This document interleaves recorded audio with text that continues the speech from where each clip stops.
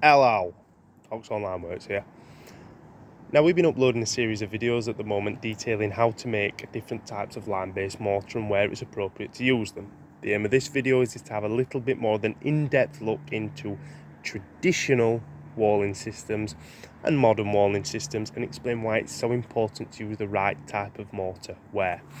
Now this system is what's known as the traditional system, and this system is what's known as a modern walling system. Now, this gap in the middle, this cavity, would be filled with insulation, and the external leaf and internal leaf would be held together with a metal wall tie or mechanical fixing.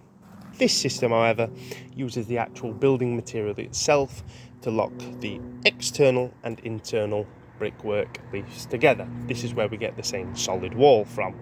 Now, an easy way to test if this is your walling system is to have a look to see if you can see any of these headers, because you can see the head of the brick. We're not very creative when it comes to naming things in construction. Now, a byproduct or a deliberate feature of this walling system is that when you use this header to interlock the two structures, you end up with this capillary, this small gap. What this does is it acts as a pressurised lung that helps to circulate air through the property, through the capillary. Now, this system doesn't have that. So this system relies on things like these plastic ventilation systems and absolutely shocking weep vent systems. So the reason why this modern system requires that type of plastic cap is because it doesn't rely on a hygroscopic building material, whereas this system does. And what that means is that by the nature of lime being a lot less molecularly dense compared to its modern contemporaries, it allows for this capillary to circulate air internally and externally through the mortar joints and beds.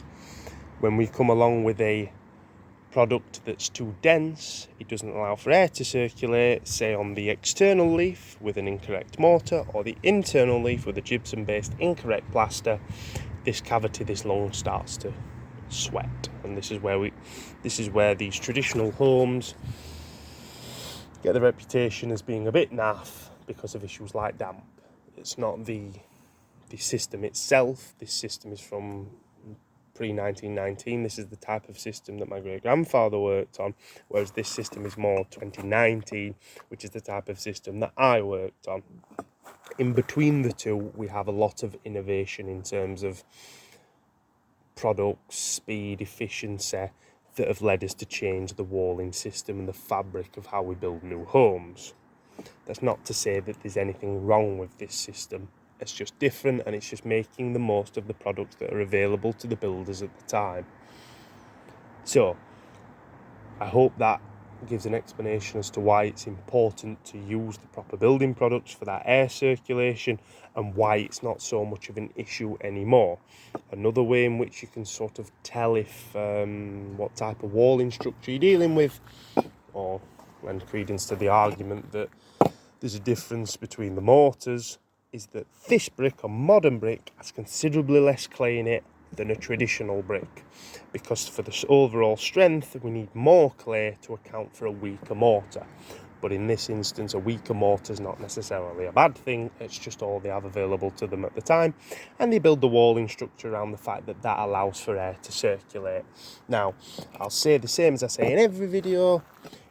These are very, very general rules. I'm aware that there's been cavities experimented with since 1880 and so on and so forth. This is just a general rule to hopefully increase the knowledge of the customer base and then create more of a demand for traditional skills and practices. If you don't know, consult an expert. Thank you.